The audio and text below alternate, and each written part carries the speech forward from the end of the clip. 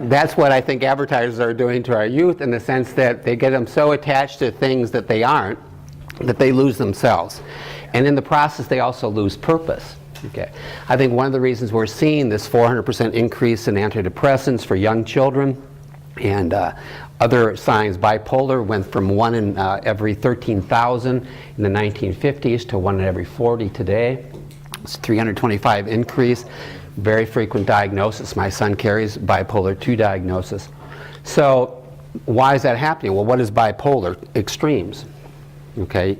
Well, we live in a culture now of extremes. We were just chatting a little bit about, obscenities flying at age 21. It doesn't seem to be receding. At age 22, this kid may be still throwing out obscenities at their parents, because those limits, those natural boundaries that we grew up with, most of us with my color hair, we had certain limitations and we internalized those, and it regulated our emotions. But because those boundaries aren't there, there's no regulation. It's just what we do. So get over it, kind of, is the attitude of not all young people, and not, but certainly an increasing percentage. And I think that's happening partly because I talked about the study of suicides. These kids who had tried to kill themselves, when they were interviewed afterward at a major university and asked, why? Did you get jilted by your girl? What happened? They said, life got a little hard, and I just didn't want to plow through another 40 years because life is hard, and why go on for 40 years? It was just kind of this overall attitude of why not.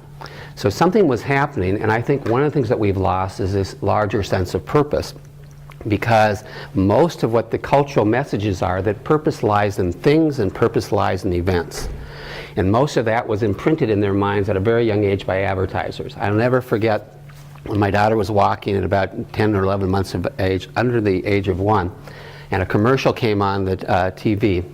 And she's kind of just walking on her way somewhere in the house, and the TV's like 12 feet in back of her. And as soon as this TV commercial came on, she whipsawed and started dancing. Because it had music, because most commercials have music, because they know music gets to us at an emotional level and at a visceral level.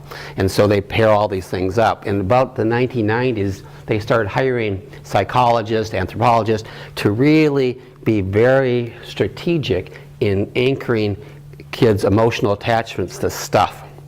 And so what they do, like, for example, if you're an 8 or 10-year-old and you're watching on TV, they'll have advertisements for clothes, and they'll have models that are like 3 or 4 years older than you, so that you'll want to be like them. And they have it all set up, and they just keep hitting that thing. So what I think the world that we grew up in is constantly changing. I mentioned 3,000 advertisements a day. I might have seen 40 on the back of a baseball card, and, during the day, but I certainly didn't see 3,000. And people are on the computers; they pop up all the time, and all of them are saying, "Happiness is out here. Come find me." Okay, pretty much. So I put it up on the mantle. Maybe not the best place to put it, but I want everybody to see it. That I talk about the first few chapters in the book, and I think it's important, whether you're a grandparent or a parent or somebody who leads youth in one way or another, to realize that they're living in a different world in terms of these basic urges that all of humanity has had for all of humanity's time on the planet, and every animal species has these 4 urges.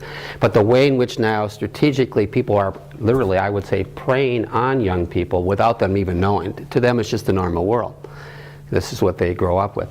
So these 4 urges: hunger, sex, sleep, and self-preservation, every species shares, but they play it to the hilt. So, for example, I only weighed 46 pounds in 4th grade.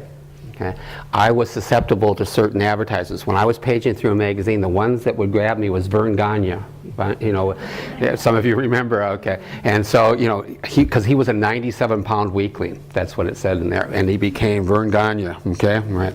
Especially in the metro area, he was a big guy here, okay, and I looked up to him, okay. So I thought with Geritol or whatever, I can't remember what he was advertising. It wasn't Geritol, but it was something, okay. I thought I had to have it, whatever it was, okay, because I had internalized this kind of shame around my body, and being only 46 pounds, everybody was bigger and all that stuff. But advertisers know all that stuff and much more. What I wanted to show you, and I brought my my laptop, I wanted to show you a sequence. How many of you ever saw the movie Super Size Me, about McDonald's? And okay, and now he has a 1 hour, I think maybe it's once a month or something, on CNN, where he was just talking about migrant workers and their life, and what's his name, Morgan Yeah. So he also did a next movie was called The Greatest Story Ever Sold. And it was about advertising and advertising. I just wanted to show you a piece where he goes in and they shove him into an MRI and they expose him to visual images that the advertisers would expose him to. The guy who's exposing him to it is a guy who owns his own corporation called Biology. But it's not B-I-O. It's B-U-Y, okay? And it's, okay, so it's biology. It's the science of buying and the neuroscience. And so he knows neuroscience. And so he hooks him up, puts him in the MRI, and begins to subject him. His goal is, and Morgan doesn't know this, is to get him to want a Coca-Cola. But he has no idea that's in there. In fact, the images are flashing so fast, if I was able to, I just decided not to take the time, show it to you. They're flashing so fast, I really have to concentrate to see how many times Coke is actually flashed. Now, they're only giving me a snippet, so maybe they flash it 10 times, and I only noticed 2 or 3. Anyway, he's just in there, but they pair it up with these 4 primitive urges. Every image, okay, is either one of sex, craving, like hunger, okay, what was that? The only one they skipped was sleep because they didn't want to put him to sleep, okay. So self-image too, that, you know, being somebody. And all those were paired up now with his Coke. The first thing he asked for, he's not sure why when he's asked about it, he says, you know, you think I could get a Coke? Okay. Okay. But what they showed is the brain and the amygdala. The amygdala is this part of the brain that's sometimes called the emotional control center. It also releases dopamine to make you feel good. Okay, so it gets you 2 ways. It gets you hooked in the attachment to you'll be somebody, that kind of thing, or people will be interested in you, okay, sexually, and they'll pair Coke up with sex. Okay, so when I was a kid, I was susceptible to cologne advertisements because which of the 4 will they pair up with colognes? Sex, right? Okay.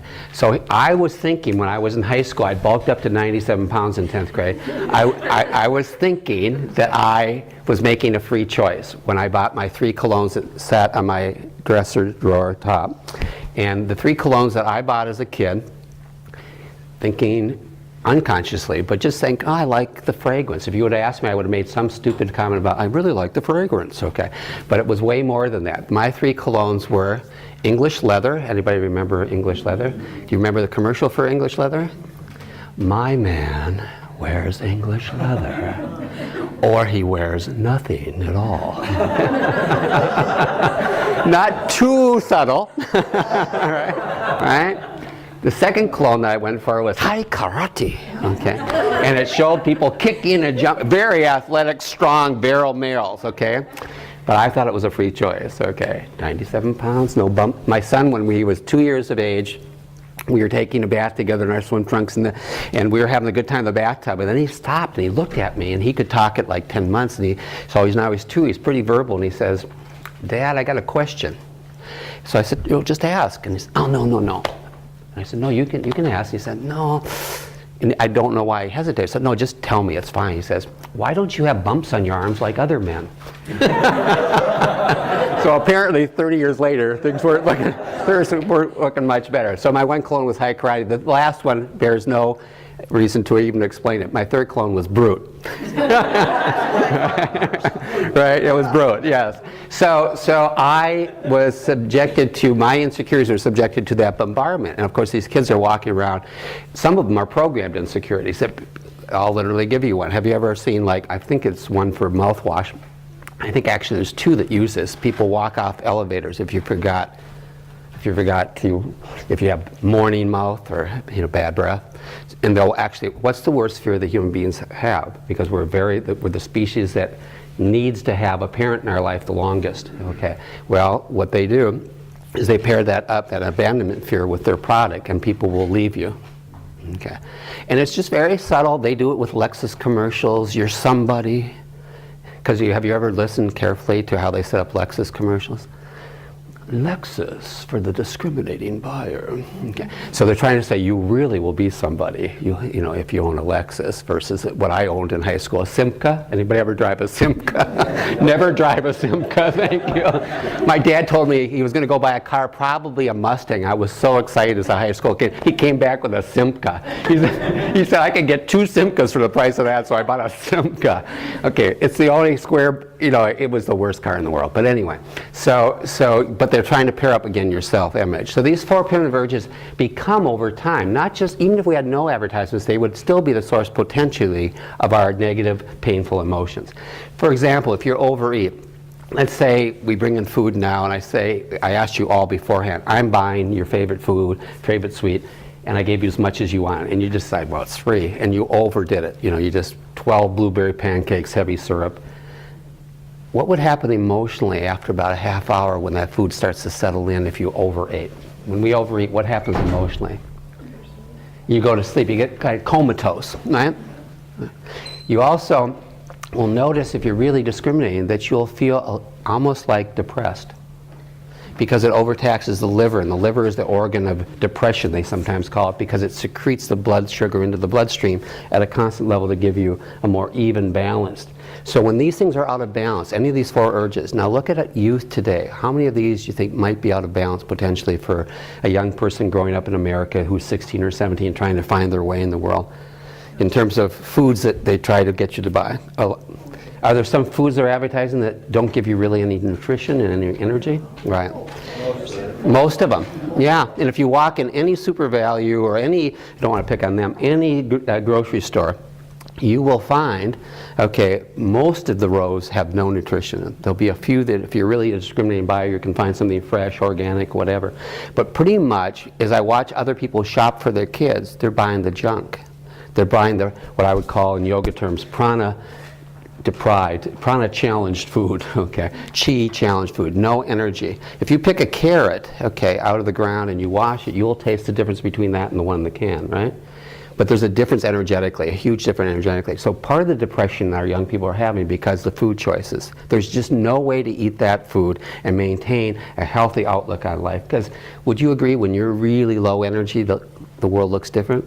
Okay, so each of these things that are the sources of our emotions are also the source of our energy to some degree, all right?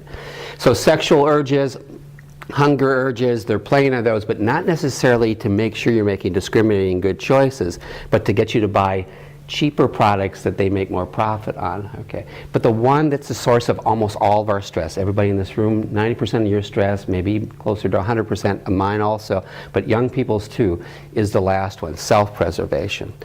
The idea that you need to be somebody in the world, and somebody means an egoic somebody, okay?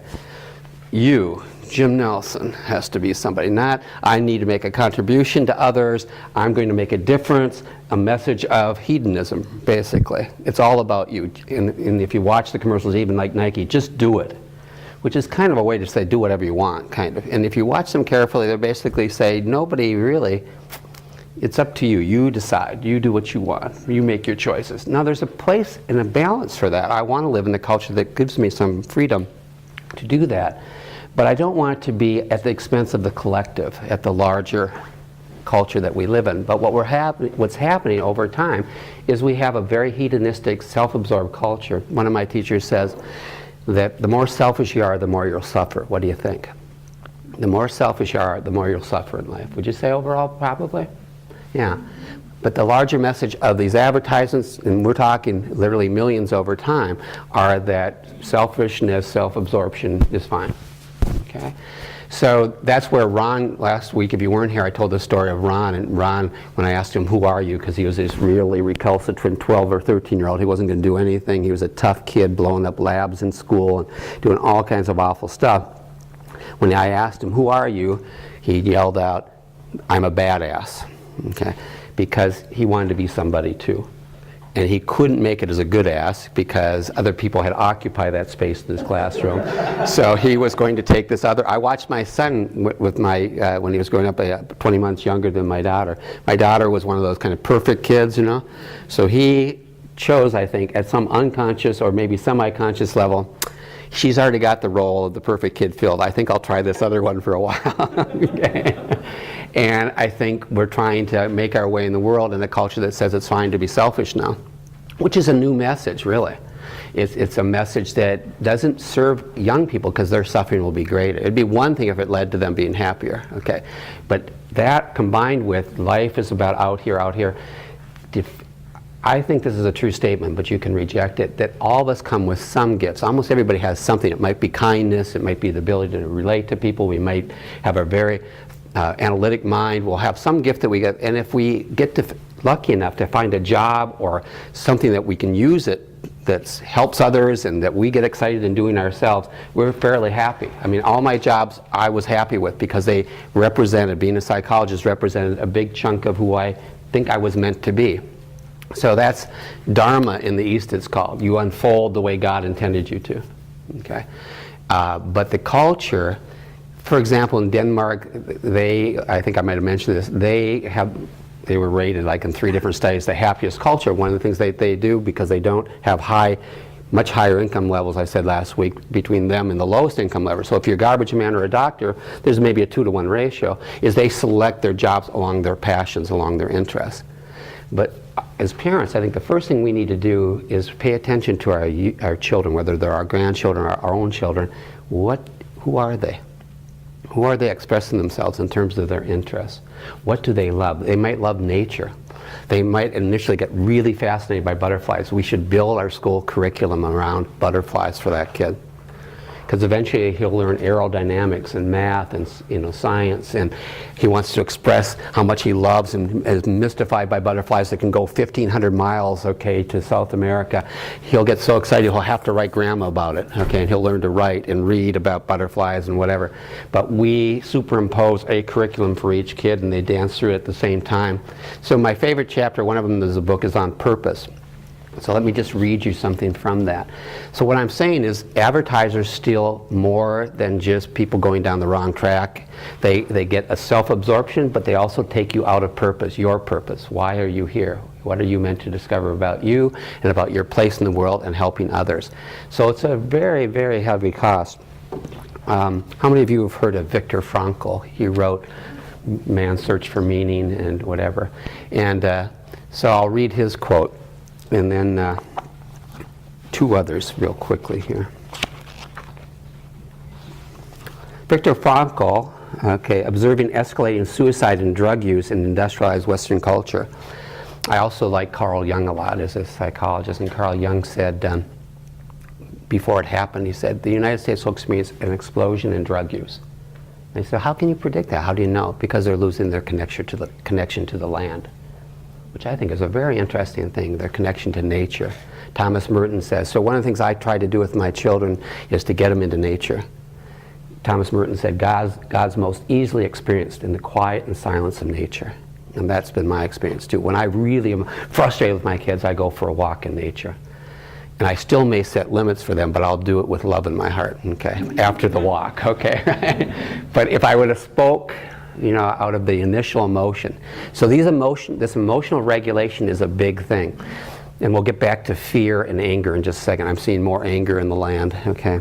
So first he says, observing escalating suicide and drug use, he said, this happens in the midst of affluent societies and in the midst of welfare states. For too long we've been dreaming a dream from which we are now waking up. The dream that if you just improve the socioeconomic status of people, everything will be okay. People will be happy. The truth is that as the struggle for survival has subsided for many, the question now emerges, survival for what? I pity the people who have the means to live, but not the meaning. Okay. So what's happening is the kids don't have the meaning, and they're depressed. My brightest kids were some of the most depressed kids sometimes. Because they would say to me, as I got to know them better, essentially, not in these words always, is this all there is? Is this it?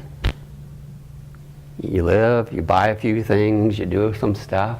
Because it was already getting old for them. Okay, but they're ripe for a different message. They're ripe for the message, and no, this isn't all there is. Okay, but the culture has painted a mirage for you, and you've been drinking and not establishing any quenching for your thirst.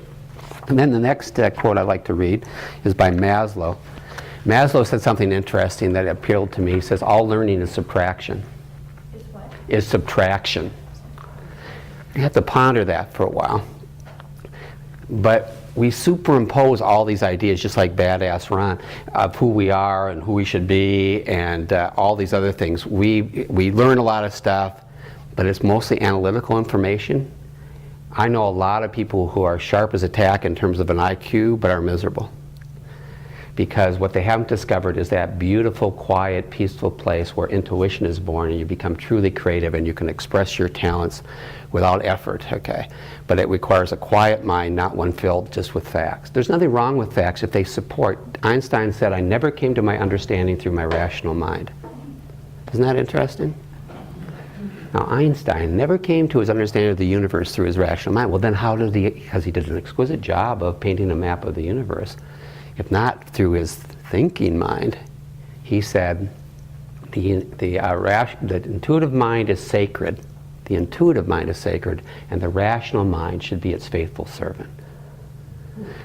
And the intuitive mind, in its quietest form, in its purest form, pure intelligence, you could call it, as somebody like Plato would, that quiet knowing, okay, is when we're in contact with God, when Source, whatever you want to call that, and then we're informed, and then we're on fire because we know something to be absolutely so, okay, and then we share it, and we have purpose and meaning and whatever.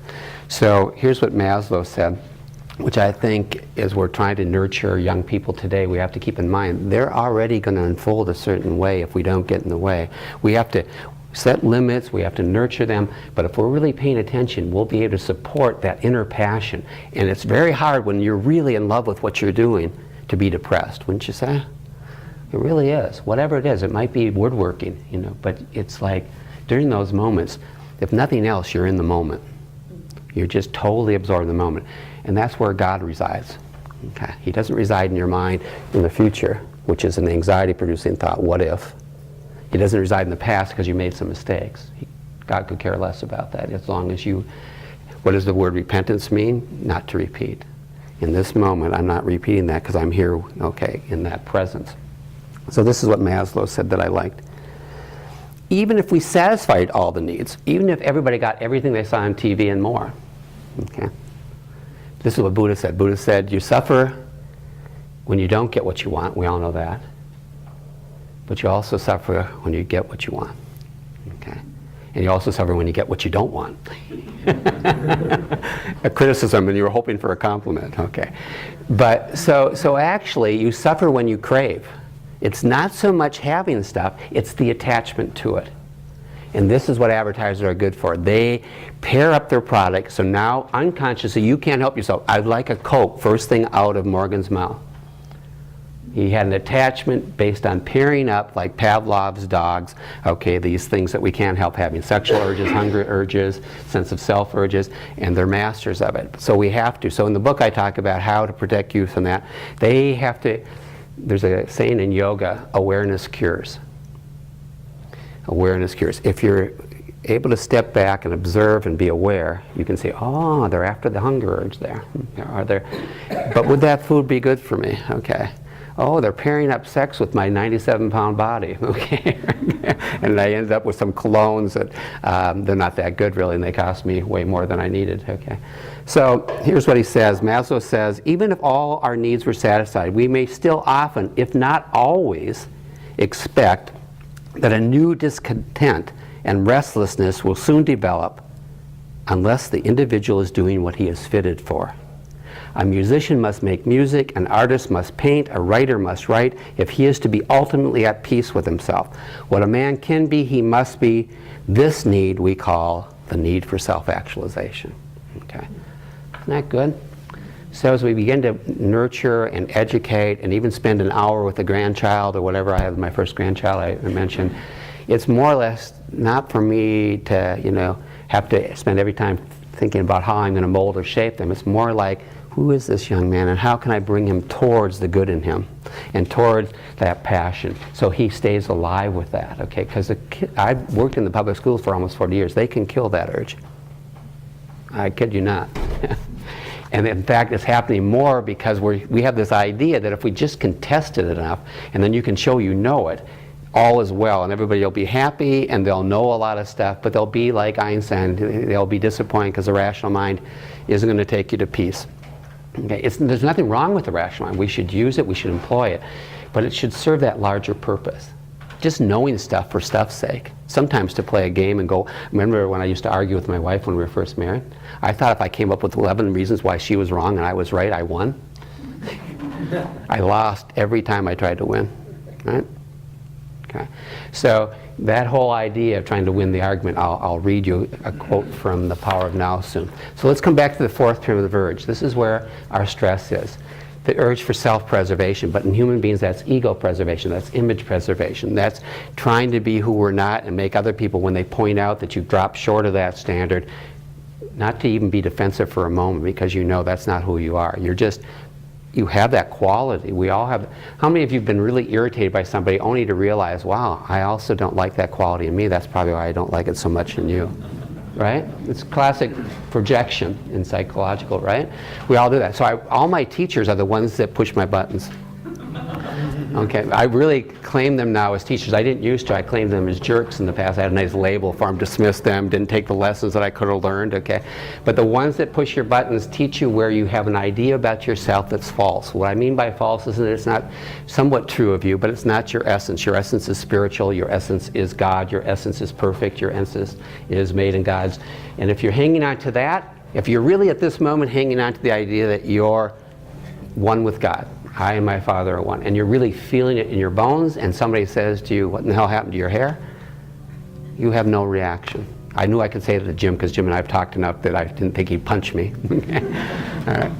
So if somebody insults you, but that's not who you identify with, you're free. You know, you're free to love them. You're free to even say, wow, that was a little hostile, you know. Okay, you're free to make the most discriminating, intuitive choice that you can make. But if you're stuck, like many of the young people are, with ideas about themselves that are only partially so, but not really the essence of them, then you're going to see the emotional activity. We see everybody's kind of in some ways defending their turf, but what their turf is a psychologist. I wanted to find out who they thought they were, and then see how that was contributing to their misery to some degree.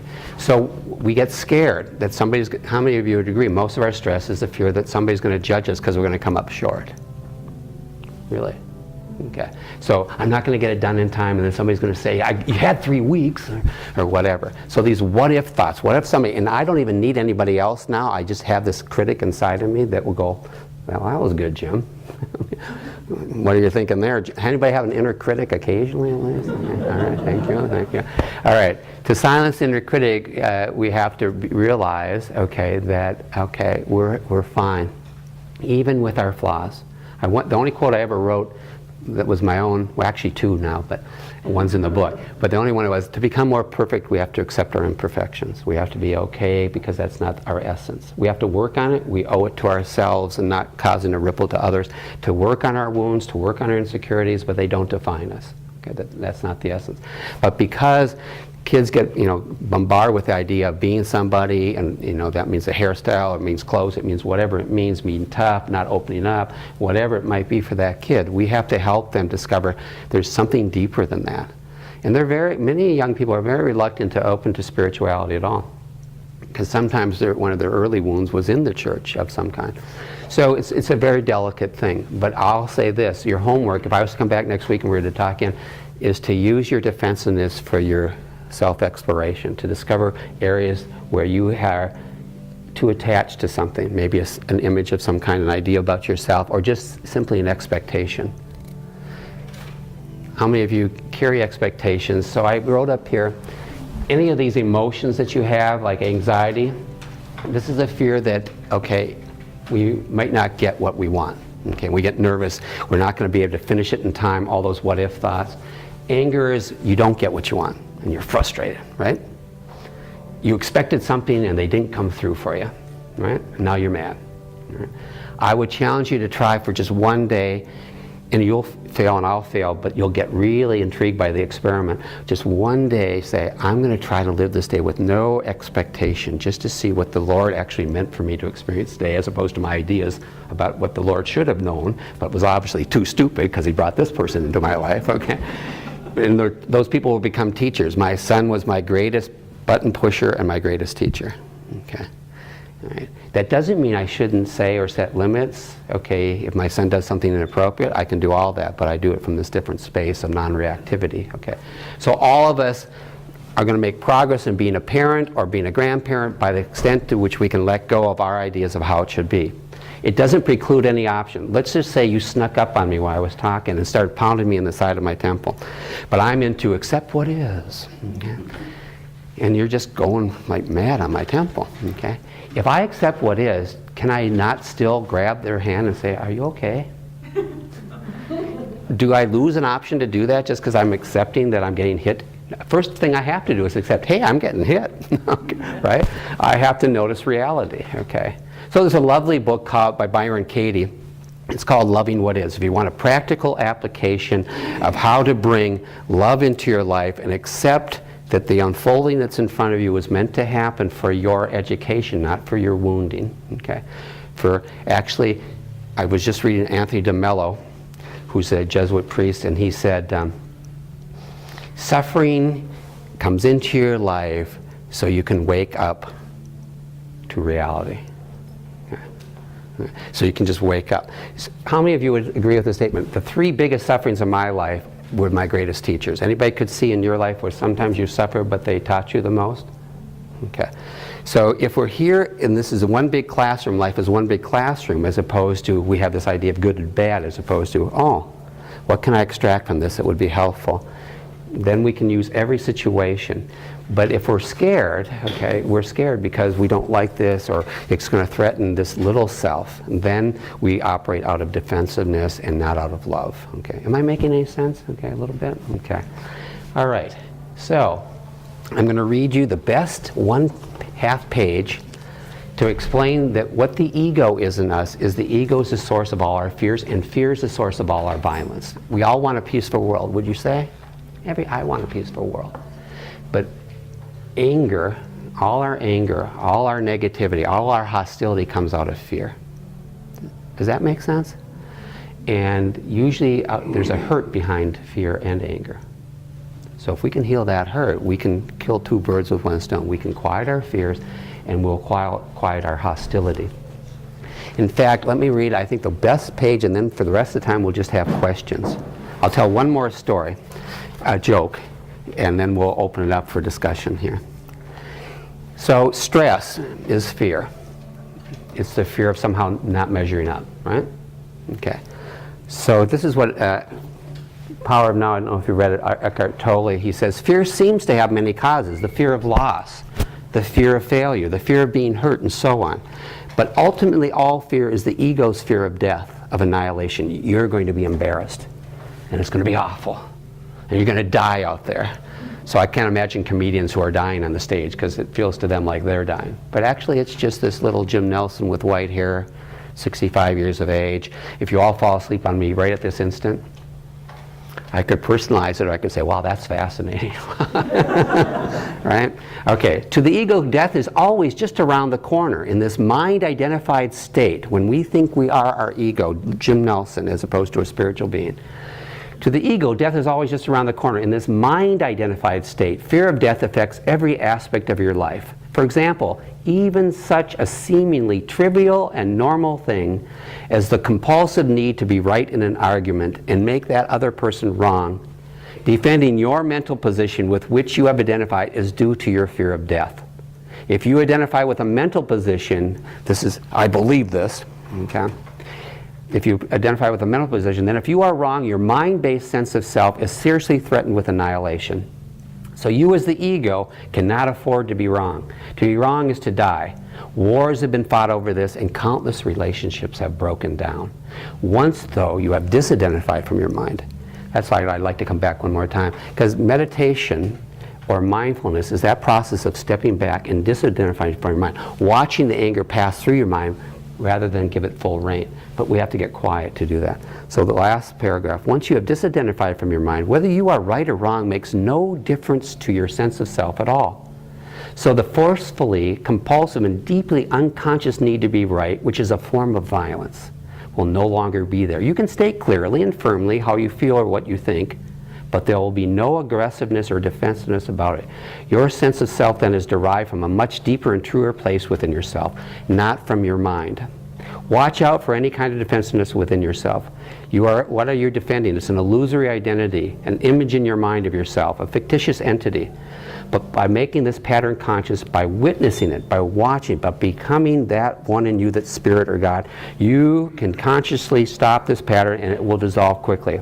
This is the end of all arguments and power game which are so corrosive to relationships. Power, I love this quote, power over others is weakness disguised as strength. Okay. How do we not try to dominate others? How do we try not to win an argument? We get still. Be still and know that I am God. Get quiet so that the mind is quiet enough to go, wow, that person's having a bad day. I'm going to say nothing. Because I think anything I say will trigger more hostility, right? So advertisers take us all in the wrong directions. They take us away from our true self into the mind self, and then we're stuck. We're stuck with the mind that believes this and that and has to react to this and that. Now, that doesn't mean we shouldn't have a mind and have thoughts. It just means we should be the one. How many of you would agree if I did an experiment right now, I say for the next 3 minutes, don't think of a cow? I do this experiment with high school kids, and how many of you think a cow would creep in? Okay? I can tell you honestly, for some of us in this room, it would rarely creep out. It would come and then you get, okay, but this is the training on the back of, I brought some readings, but I didn't have time to make copies, so if Tom wants to make copies for you. But the Dalai Lama says this, the unhappiness and suffering that we experience, all our suffering and our unhappiness arise through our inability to control our own minds. The minds control us. The emotions control us. All right? And the happiness that we want to experience and achieve can only be achieved by learning to control our own minds. You can use what he calls inner science to educate every individual to understand himself or herself, to control his or her negative emotions and disturbed ideas, and to cultivate hers or her highest potentials of love and wisdom. We can actually train the mind, and now we'll open it up. Yeah, Chuck. Would you like me to go and make copies of that? Well, would you? This would be lovely, because there's one by William James, and I'll read it as Chuck comes up. Here's what he called, what would a good education be for our children? This is what William James, sometimes called the father of Western psychology, in the United States psychology at least, but also an interesting man in his own right. He says this, the faculty of voluntarily bringing back a wandering attention. Does your mind ever wander? The faculty of voluntarily bringing a wandering attention is the very root of judgment, character, and will. If you're going to have the kind of character that we all want to aspire to be loving and peaceful in the world, okay, then we have to be able to train the mind. It wants to go and dig itself into that emotional reactivity, but no, it's going to stay here and watch. It's going to be quiet itself down. No one is really in control of themselves if they do not have the ability to train the mind to stay here. And education which would improve this faculty would be an education par excellence. So yeah, if you could make that copy, that'd be nice. So part of what we're trying to do with young people, and what I was trying to do with young people, is to tell them, in fact, I had the advantage, I was teaching a psychology class. Psychology should be where you gained more peace and joy in your life. You become happier. If it has any value at all, it's not knowing, Freud's principles of id, ego, and superego, unless those somehow change your life. Other than that, it's a waste of time.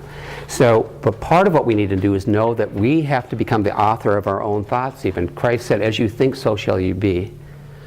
Buddha said, with your mind, you make the world. So we have to root out that which isn't good for us, vengeance and anger and hostility. But there's a way to do that. Now, whatever you call that, I would call it meditation. I have a book, we won't have time, Meditation in Christianity. Beautiful quotes in here about training the mind. Familiar with this quote from the Bible? Let your eye be single, and your whole body will be filled with light. What do you think that means? Let your mind become like a relaxed laser beam, so that when somebody says something, you're still here. You didn't go to, they can't say that to me. I can't believe that a 7-year-old would ever. Okay. Oh yeah, I see the hurt. There's always hurt and anger. There's an experiment in my book for young people. I mentioned this last week, they visualize the person that they're having a tough time not getting angry at with a brain tumor. And then that brings forward compassion. This person's going to die in 2 weeks, and they're going off at me. I'm not going to fire back. And it helps them get this back to this witnessing part of us, beyond the mind. If I have time and we decide to do it, I'll do an experiment with you. It includes the cow. It'll be just about a 3-minute experiment. It'll prove to you that you are not your mind. In Western culture, we think we're our mind. We are not our mind. We have a mind. Anything that you can say is yours isn't you. This is my coffee. Am I my coffee? No. Okay.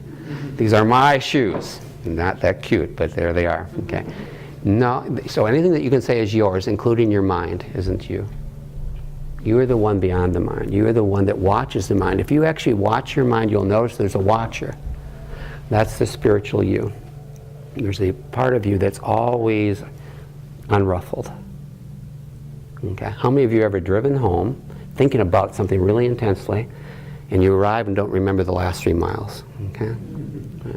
Somebody drove you. Okay. Some of you, when you're falling asleep tonight, and you do fall asleep, you'll get very close to the edge at 3:33 this morning, and you're about to fall off, and the part that never sleeps, and you will roll you back.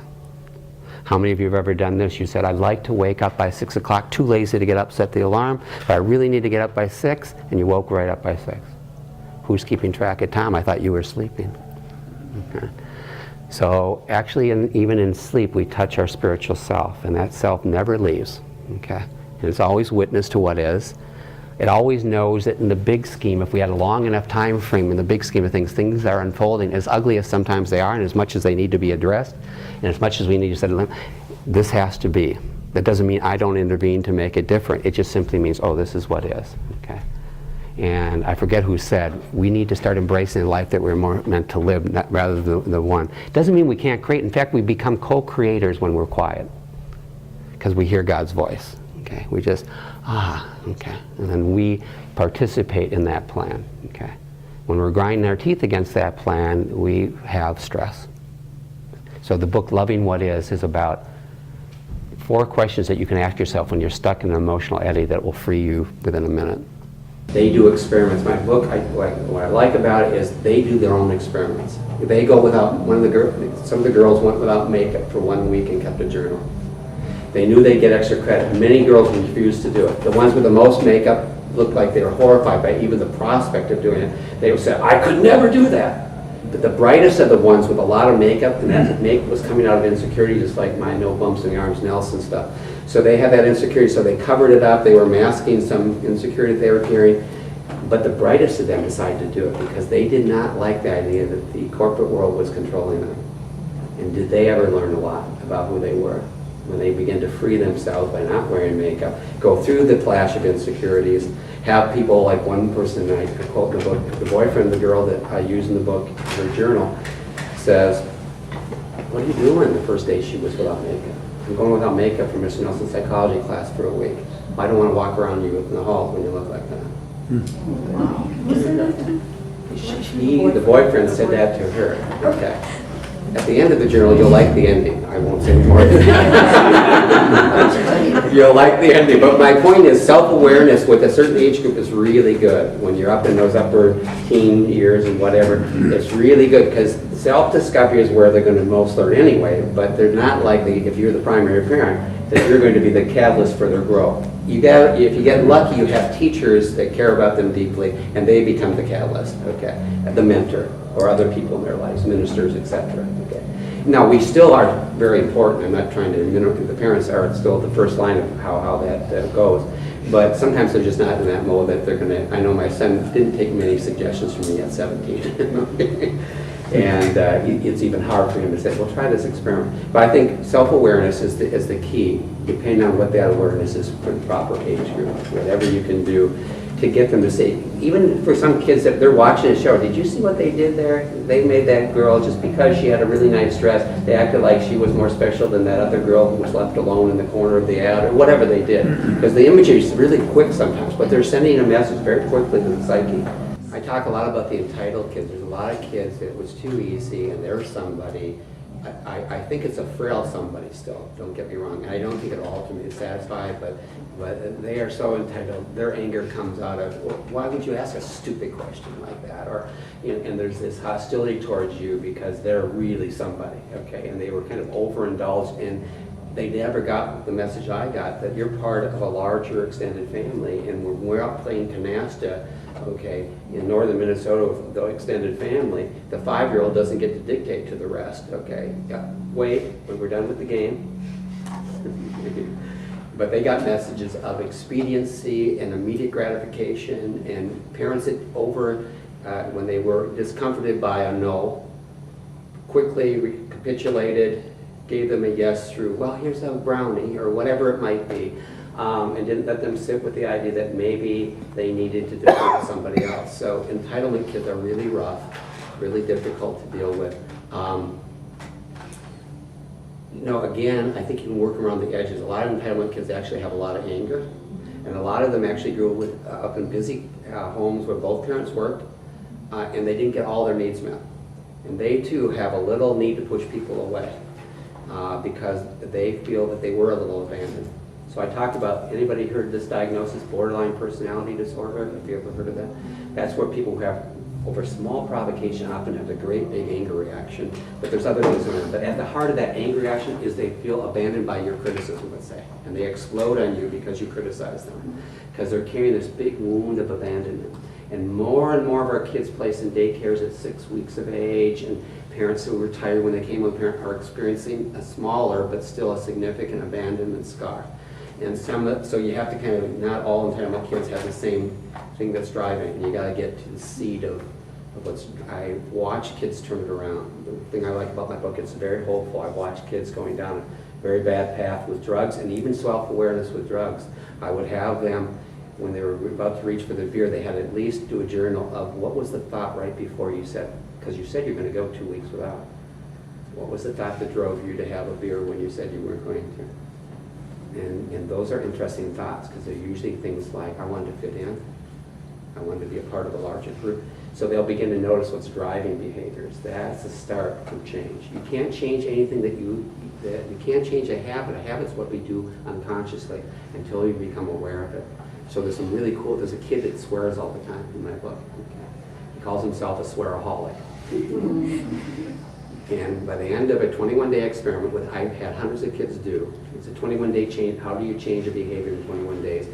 This kid swore very rarely because he wanted to change. So the kid has to first want to change. But even then it's hard. But he was able to do it. So the book has these self-awareness experiences. It'll give you an idea. I think I'm not trying to push my book. I'm trying to say that I think because I was with kids for 40 years, I learned some things that helped them.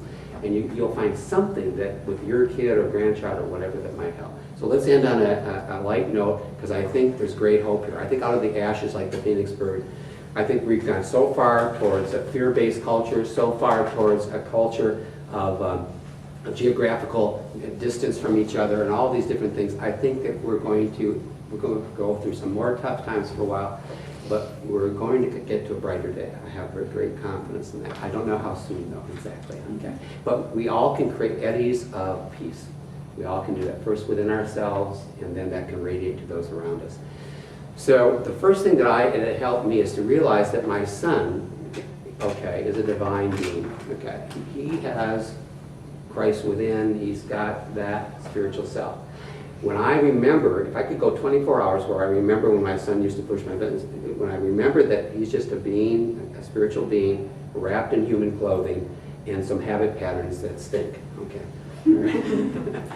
And I wasn't reacting to the happiness. What we normally do, we blend what they're doing with who they are. We blend the form with the essence. If you can hang on to the essence. So if we can separate, one way we say this in the culture, separate worth from behavior. What worth am I talking about? Absolute worth, spiritual worth. They are still a child of God. They can't lose that even if they give me the finger. If I'm operating at that place, I'll get to the witness quicker. I'll get to the observer quicker. So here's a story that might help you laugh in the moment when somebody's challenging you and you've lost the witness and you've now blended their behavior with their worth. Okay. So this guy was walking down the street. Love this story. My wife made me put it in the book. So, because she liked it so much. So this guy's walking down and he sees this thing in the storefront that says, "Talking dog for sale." I doubt it, but I'm right here, I'll go in. So he goes in and he sees the owner and he says, "Got a talking dog for sale." And he says, "Where's the dog?" Okay, so he goes over to the dog and says, "Can you talk?" "Yeah, I can talk." The dog starts talking, he's just blown away. He says, well, tell me a little bit about your life. Well, when I was a 2-year-old strapping, young dog, I'm 14 now, but when I was 2, I worked in the Alps dragging people out of the snow and bringing them, Red Cross and whatever. It was hard work, but I loved it. Okay, then I did a tour of dirty in Iraq. That was hard, IUDs, all these things, but got through it, survived, didn't lose a limb. Now I read to old folks in the nursing home. I love that too. Okay, he's going on and on about his life, but the guy goes, that's unbelievable. He said to the owner then, why would you sell a dog like that? That's just the most extraordinary animal I've ever met on the planet. What? And the guy says, he never did any of that. He's a liar. The guy's missing the point. He hasn't separated his worth from that particular behavior of lying. And on that note, have a good day.